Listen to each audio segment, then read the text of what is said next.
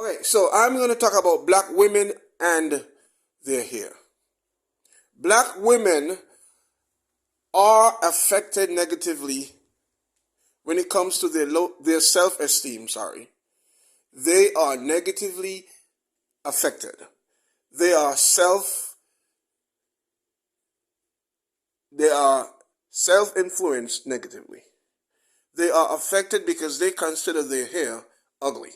Universally, black women often consider their hair ugly. When that is not true, that is a deception that has influenced them to consider themselves as ugly, to consider their hair as ugly. Because of this universal influence on black black women often invest and spend a lot of time on their hair. Black women spend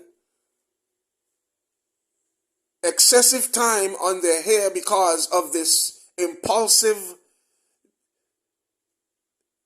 negative thinking of their hair. Where does this low self-esteem consideration of their hair come from? Where does this ugly way of seeing themselves comes from? Where does it come from? Where have they gotten this mindset, this ugly mindset of considering their hair as ugly, and literally have considered themselves as ugly and are literally suffering from low self-esteem? A lot of black women have failed to see themselves as beautiful because the world has labeled the black woman's hair as ugly.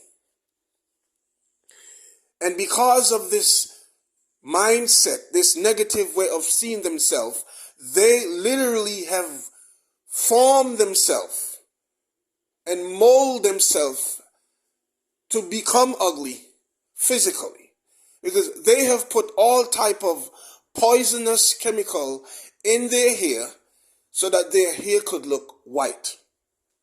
They are so driven by this impulsive way of seeing things, of seeing themselves negatively, that they literally have fought so hard, incessantly, to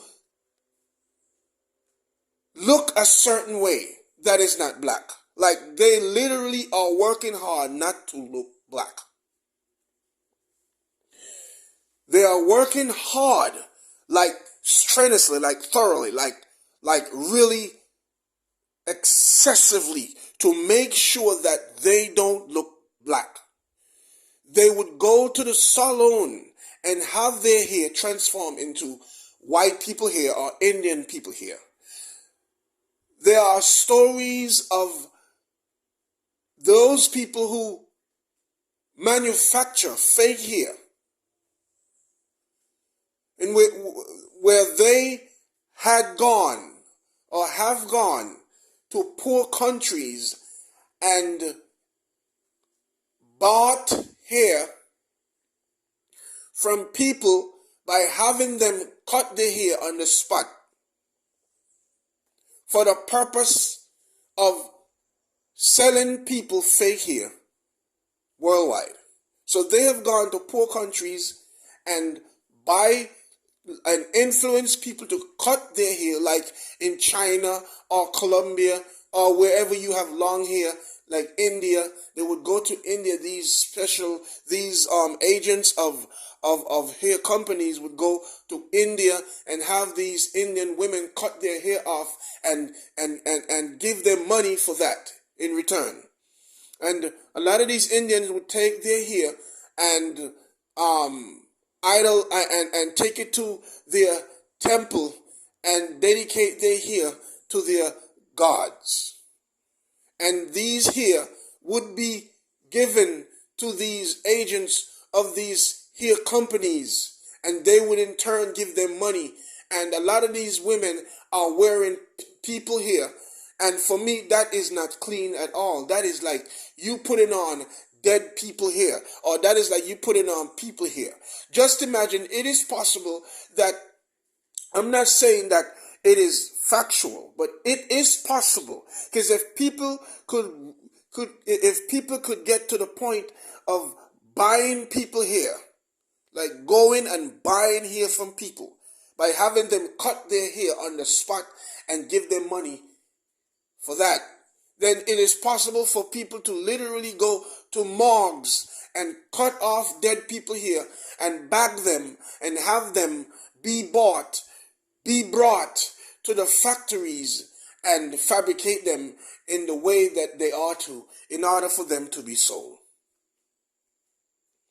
So it is possible a lot of women could be walking around fancy with dead people here on their head. The thing about hair is that hair is like plastic. It doesn't just disseminate like that. It is not destroyed easily like that. Sometimes hair, like bone, would last a long time before it is completely destroyed.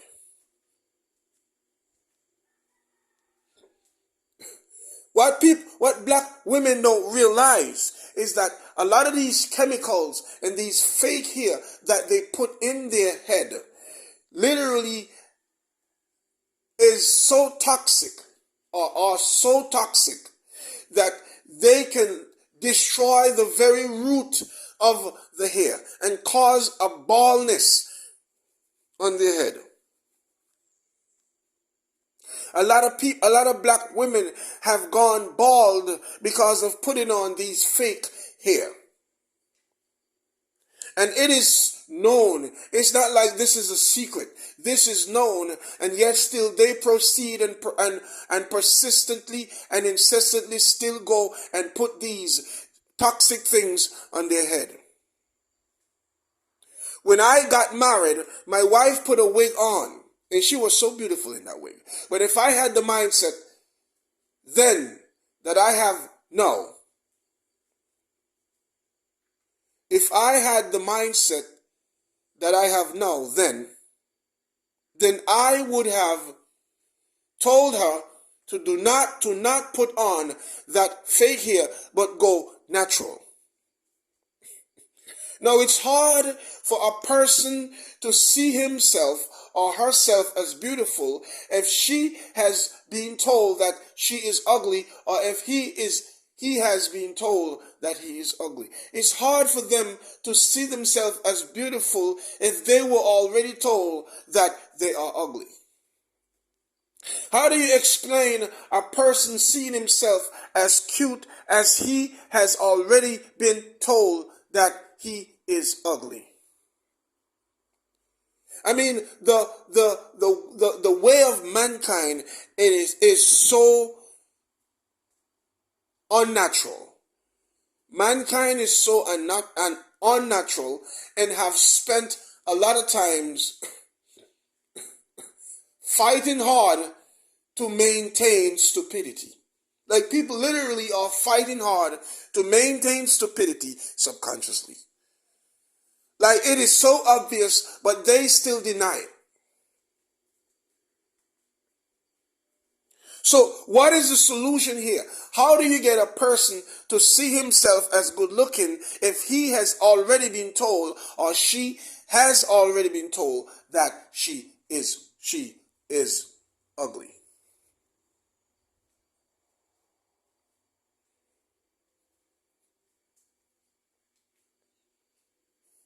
How do you get a person to see himself as cute if he was told that he's ugly? I mean, it's hard to be positive if all that you've gotten was negative. I mean, if you grew up in an unconducive environment in which you were told that you are monkey, or whatever the case may be, how are you going to see yourself as a human being? I mean, people are literally depressed because people have told them these things. Like, how do you explain a child escaping or being liberated from that mindset of consider himself or herself as ugly if he was told that he is ugly by her or him or his mother or father? Your parents are supposed to be the first example, the very example that should encourage you to see yourself as God sees you. But what if your parent is not a godly person? What if your parent is not godly oriented? How do you get a child to be positive if he was brought up in a very negative environment? I mean, I'm looking at the situation both ways. Like, I would say, but how is it that black women are often so negative about their hair if the world has labeled them as ugly? I mean, I have come across some good looking people that literally consider themselves as ugly. And I was like, well, how good looking do you gotta be for you to accept yourself as good looking? Like, why should your beauty depend on somebody telling you that? What if you are never told that you are good looking? I mean, there are some people that are physically not attractive. I got to be realistic with this. There are some people that are physically not attractive. But the thing is, well, what is attraction? What is good looks? What is good looks? How do we know what good look is? Watch. We have what you call culture. And in culture, good look would be a straight nose. In some culture, good look would be a fat nose. In other cultures, good look would be a flat nose. Now, how do you go and tell a person in the culture where a flat nose is good looking that is not good looking? They were brought up in a culture in which a flat nose is the way to go. And then you come from your culture where a straight nose is the way to go, and you want to demand that oh snap. Oh snap. I gotta talk Bible. Yeah, I gotta talk Bible. In the Bible, a priest could not enter the temple if his nose is flat. Oh snap. So what does that mean? It means that these defects, these physical deformity is not God's fault. When God made Adam, God made Adam very good looking, very beautiful. If you were to see an angel, you would see a being that looked like a female, but it's not a male and it's not a female. But angels are so good looking that they look like, sometimes they would have that feature of, wow.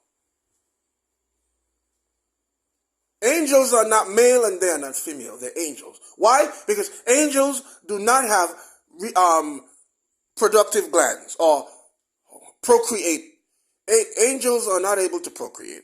So people believe that long time ago, angels came down and screwed the daughters of men and made giant. I don't believe that's true. Why? Because angels do not have productive or procreate glands like human beings. They don't have that procreate ability to make offspring. So how in the world they have come down and screwed the women and made giant? I believe the sons of God that the Bible is talking about here, that is written in the Bible, I believe it is referring to holy men, holy people. The holy people went and lie with unholy people and produced giant. That's what happened. That's where the mutation comes in. That's my belief. So let's go back to black woman and her hair. Black women, they are so insecure about their hair that many of them cannot leave their house naturally. Like, they cannot leave their house naturally because we are living in a world in which the black hair is labeled as ugly. Like, people literally would be like considered cute when they have curly hair. And I'm like, that's not right and that's not fair. For me, what is not good hair? What type of hair that is not good? For me, it's the hair that does not grow when you have cancer. For me, it's the type of hair that have dandruff, like real bad, sorry, where you have a lot of sore in your head and the hair not growing properly. That is what I would call not good hair. For me, it's the type of hair when you take these same chemicals to beautify yourself. Instead of beautifying yourself, you destroy your hair. That's not good hair. For me, it's the type of hair where a black girl, a black woman in particular, would have patches because of the many poison that she puts in her hair, to the point where her hair become like very patchy, like big gaps of patch in her head. That's not good hair to me. But a normal black hair that is not affected by any of these things, that's good hair. Every hair for me is good, just as long as it grow. The thing is, there are some people that are inherently different. Like, Chinese were born with squeezy eyes. You know, Chinese got squeezy eyes, that type of eye that look like they are the only one whose eyes are exposed to light till it looks so squeezy that it fluffy, beadsy, squeezy. Chinese, that's their inherent nature, and that's normal. That's beautiful to me. It's beautiful. That's the Chinese. Now, if you put that type of eye on me, I would look like, I don't know, different. I would look weird because I am not that inherently. I am not that. And that's just their nature. Then you have white people. You have some white people, their nose is so long that they could literally put a condom on their nose and screw you.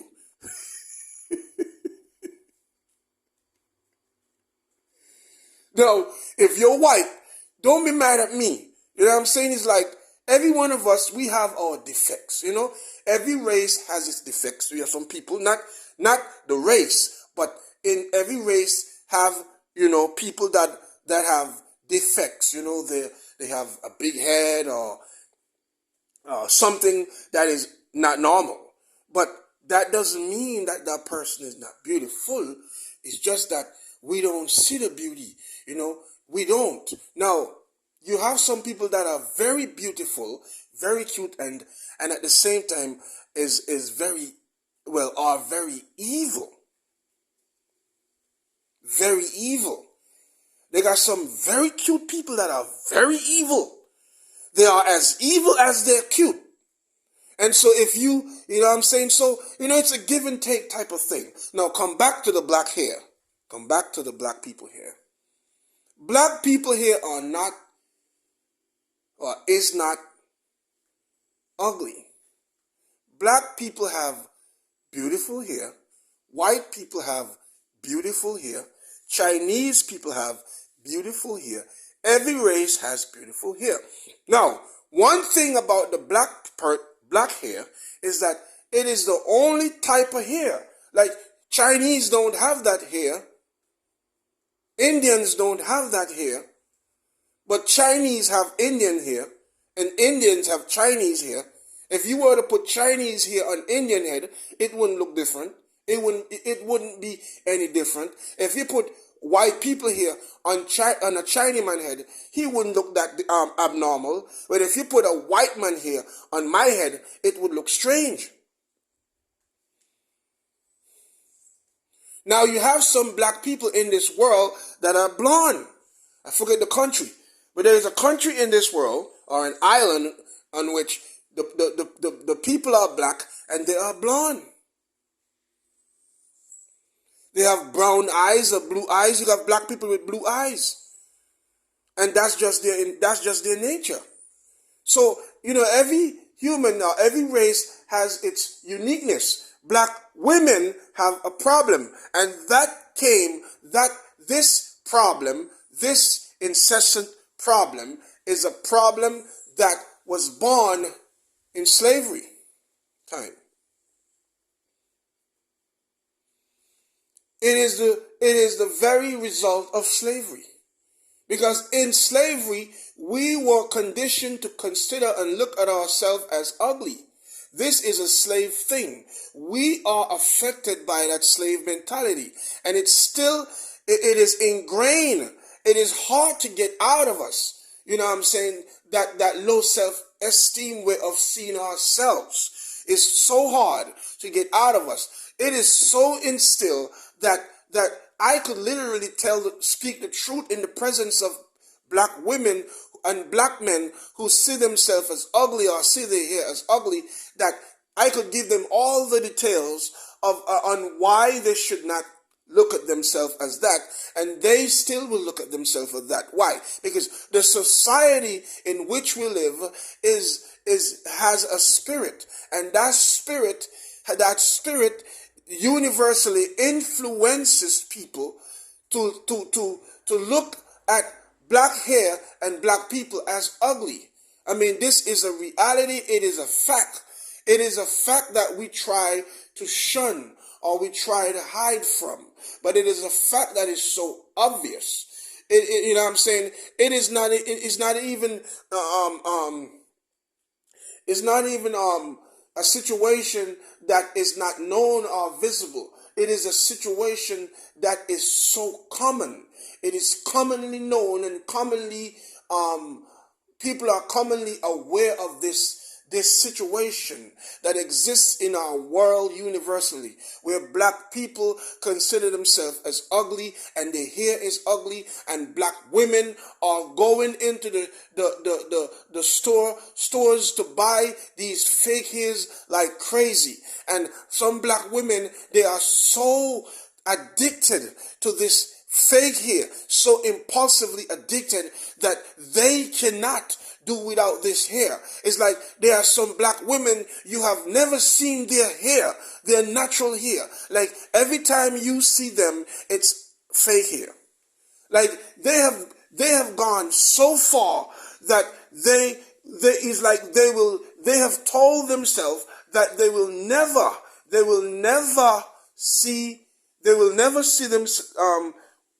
go to the public with their natural hair. So they literally devalue, or they literally label their hair as the most ugliest thing. They hate themselves so bad that if you were to take some black girls and force and drag them to the public, like you hold them against their will and put them in the public, they would scream because they don't want no one to see them with their natural hair.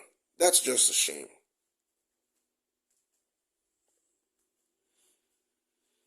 But I'm going to say that the black hair is beautiful. Why? Because there are things you can do with the black hair you can't do with the Chinese hair. Not that I'm discriminating the Chinese hair, because the Chinese hair is beautiful. Like I say, every race is beautiful. It's just that there are some things that are going to be much more difficult to get it done if you were to do it with certain people here other than black people here. So what I want to say is black people should stop looking at their hair as ugly and start cherishing themselves and start loving themselves and start filtering themselves from this slave influence of seeing themselves as ugly.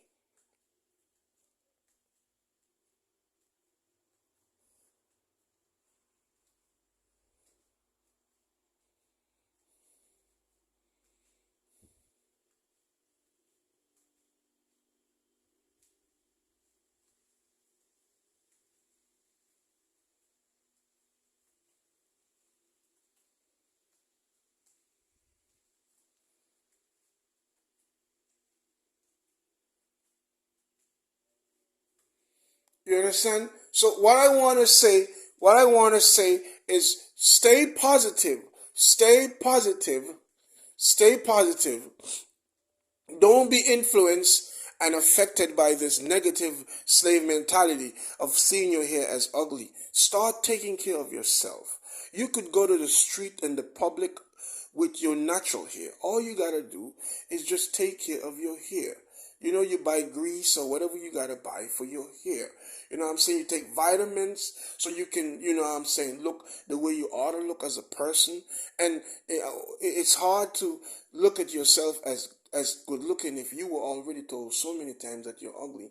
My thing is you gotta start finding ways to see yourself positive in a positive way. You gotta start seeing yourself. You gotta tell yourself you are a created being. You were made by God. You were made by God, and that you could choose to live a good life. You could choose to be positive. You could choose to see things from a positive perspective. You could choose to make yourself happy and not let these negative claims and negative things that were told or said about you bring you down. You got to destroy those things by start thinking positive. You got to see life from different eyes. You got to see life with a positive mind. You got to start, you know what I'm saying, finding ways to make yourself happy. You got to start knowing that you don't need someone else to make you be, that you can be just by accepting yourself and start seeing yourself positive. You got to start doing things to make you happy. You must know what would make you happy. Whatever makes you happy, go right ahead and do it just as long as not evil. Just as long as it is not evil. If it is evil, then you're going to become ugly like those ugly people who have called you ugly. You got to make a difference. You got to start making the difference, and you got to be influential. You got to be a positive influence. You got to be a ripple of positivity, so that when you move and when you walk and when you do whatever you do, that people are going to emulate you. And then once they begin to emulate you, then it means that when they emulate you, you want them to emulate positivity, emulate the best way of seeing things, the best way of doing things. There are good ways of doing things and there are bad ways of doing things. You just got to start searching yourself out and start understanding life, and there's a right and wrong. Just gravitate towards the right. Do what is right and see yourself as right. And then what happens is you're going to develop a habit. You're going to develop a habit of seeing things a positive way. And that's how you're going to affect yourself and influence yourself to be what you were born to be. But if your life depends on what they say, then you're going to be what they say. You're going to be what they say. You got to start being what God say. But if you don't believe in God, then it's going to be kind of hard for me to relate to you, because God is the way to go. And I don't know. You might say, well, who is your God? Because if you were brought up in a culture in which Jesus Christ is not God, then you got to start checking history. You got to start reading about Jesus. Now you may say, well, have you read about Buddha? Yeah, I have read about these things, and I have understood that the Bible is first. Like Muslim and all these things came after. Like Muslim came like 600 years after. Why should I regard that which came after and not the one that was there first? For me, I'm going to look at the one that was there first, because Christianity is before all these things. So therefore, I would have to study Christianity being the first before I refute it. Why refute Christianity being the first? Because your parents decide that Buddha is the way to go. Well, if Buddha is the way to go, how come it came after Christianity? How come Buddhism came after Christianity? How come Krishnaism came after Christianity? How come Muslimism came after Christianity? Then the Muslim believe in Jesus Christ, but they consider Christ to be a prophet. Well, if he was a prophet, how come he is the only prophet that had not sinned? If you have not sinned, that does not look like human to me. Human sin, not God. Human sin. See, so if Jesus Christ had not sinned, that is the full express image of God. So therefore, Jesus is not no prophet like that manly type of prophet, that human type of prophet. Yes, he prophesied things that really has and still is and will come to pass. Yes. So Jesus Christ's ministry is also about prophecy. But he was not just a man like David, who killed a man for his wife, like Moses, who killed a man because there was an argument between two people, like so many other people who did so many wrong, like Elijah. He didn't have to go in the cave. He didn't have to do so many things. When God came, God asked him, why are you there? I had not sent you there, Elijah. There are so many things human did.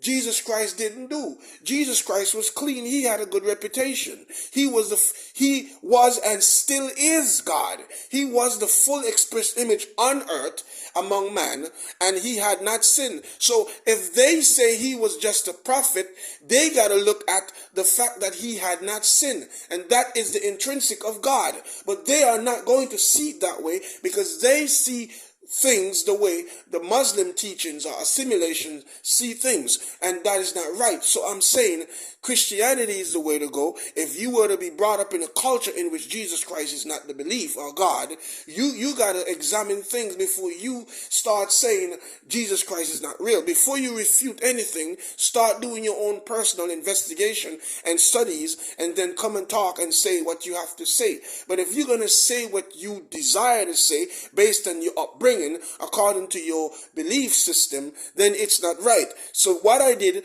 I had to do my part of study. I did studies on Muslim, Islam, and Krishnaism and Buddhism, and I realized that, and according to history, Christianity is first. And so as Christianity is first, I'm not going to leave the first and believe in the last. I'm going to believe in the first. I'm going to do a thorough study on the first before I refute the first. But if Jesus Christ is not real, how come demons don't like him? How come demons don't like Jesus? How come demons don't like Jesus? The fact that they don't like him and they shake because of his name, it means that he is not like the regular. He is not like those other deities which they believe in. He is God.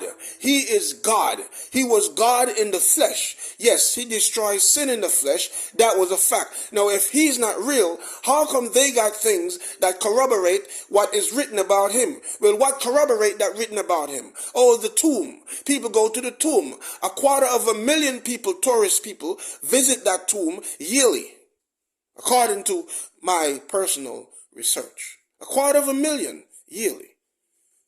Well, I don't know what is happening since the COVID, but previously, 250,000 tourists visit the tomb of Jesus every year. 250,000 people visit the mountain, Mount Sinai, every year.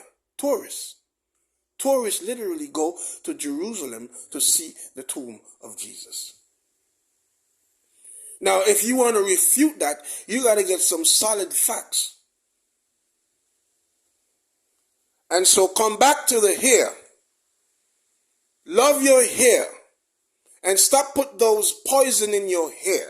Because you're going to destroy your scalp. You're going to destroy that gland in your head that cause your hair to grow. That's why a lot of black women have bald spot. A woman is not supposed to be bald.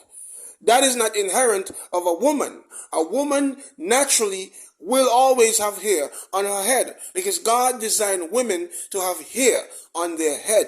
God made black women to have that black hair, not Chinese hair or some dead people hair or some funny looking thing you gotta put glue. You gotta literally glue. That thing looks so evil.